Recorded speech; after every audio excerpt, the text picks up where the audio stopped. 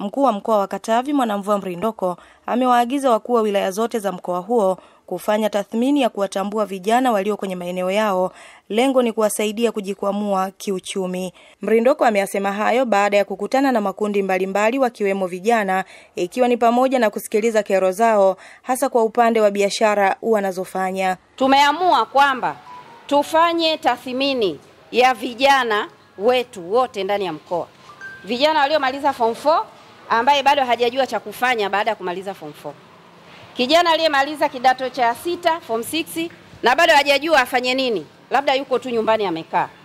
Kijana aliyemaliza chuo cha akapata cheti certificate, na yeye yuko wapi, anafanya nini na amesomea nini. Kijana aliyesoma diploma, kijana aliyesoma degree, ndio shahada hiyo au hata shahada ya pili, tunawatafuta wote.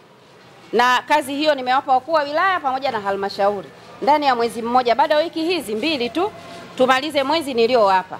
Na tayari tathmini ile kwenye halmashauri moja wapo tumeshawapata vijana takribani 300 ambao wameshajitokeza na tayari wameshazungumza na mkuu wa wilaya.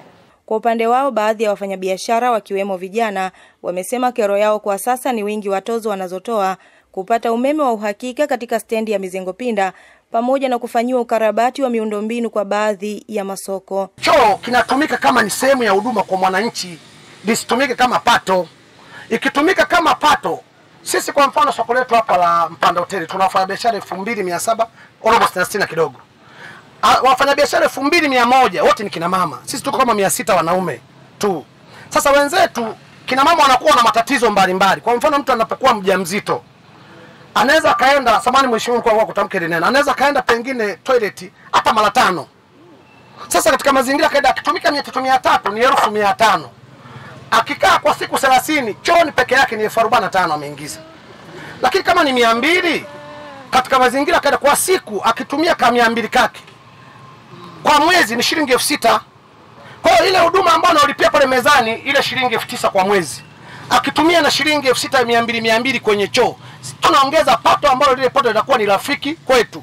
Tulienda nao mbali zaidi tukasema kwamba ndio maana unaona hata kwenye ofisi hizi za mkurugenzi wa mkoa mle kuna vyoo mle, kwa sababu ni sehemu ya huduma.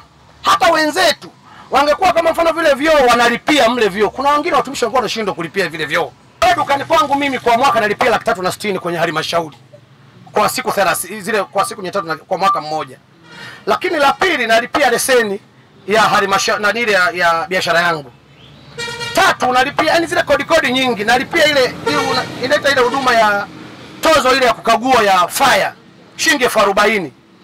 Kwa hiyo tulikuwa tumeshasema kwamba pamoja ni sera ya kitaifa kwamba tulikuwa tunaambia maafisa biashara wetu na mkurugenzi, kuna wakati kwa mfano ile tozo tunaulipa sisi zimamoto, mtu anapokuja kunikagua na mlipe 40,000.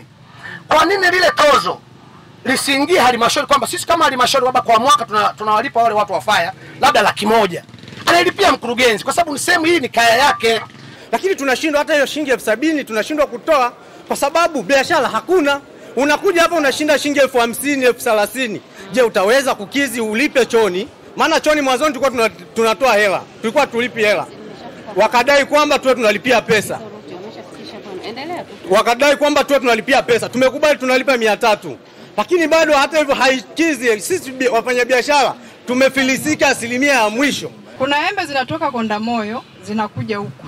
Zikifika pale Nsimbo watu tunatoa ushuru. Tukifika hapa tunatoa ushuru. Hilo tulikuwa tunaomba tena utusaidie. Na mimi naweka kwenye meza, na meza yangu hii hapa. Nitoke kule nilipie, hapa nilipie, kwenye meza nilipie. Naomba unisaidie kwa hilo. Asante.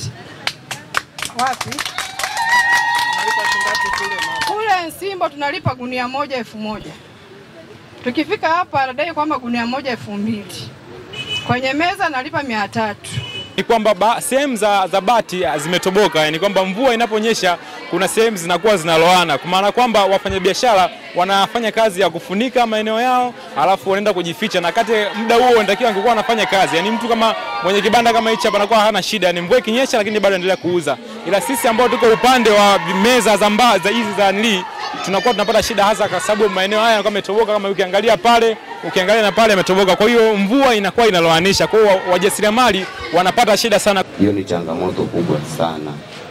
Kwanza hii stendi ikikosa umeme inakuwa ni tatizo kubwa kulingana na swala la usiku na hata mchana.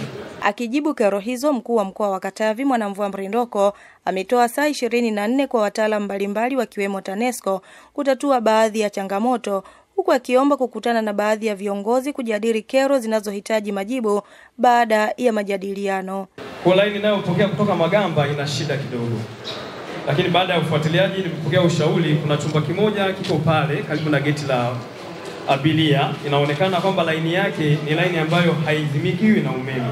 Kwa hiyo tumechukua swala lile, tunataka tumepeleka maombi ofisi ya mkurugenzi ili walau hii laini ya upande huku tuunganishe na laini ya kile kibanda ili usiwepo na tatizo katika kwa umeme. Mimi nitakapokuwa natoa mguu hapa, mkurugenzi, meneja wa TANESCO, mhandisi wa TANESCO, meneja wa soko, mnabaki hapa, tengenezeni hilo jambo. Masaa 24 yasipite, umeme hapa upo kila mahali. Hii stendi kubwa sana. Hii stendi ya mkoa alafu eti umeme hamna. Alafu mnaanza kusema sijui andike dokezo, andike ni mwananchi anataka dokezo, anataka umeme. DC, mkurugenzi, sijui afisa biashara, afisa kitu gani, maafisa wote mnaohusika. Viongozi wa hapa mje na wawakilishi wa haya makundi mbalimbali ya stendi mje. Niwasikilize, tuzungumze na tutaamua na tutatoa majibu ni kitu gani kinabadilika. Hatuwezi kuwa tunapokea malalamiko ya wananchi alafu hayafanyiwi kazi. Tukitoka hapa na nyinyi mnakunja diary zenu, mnakwenda kufanya mambo mengine.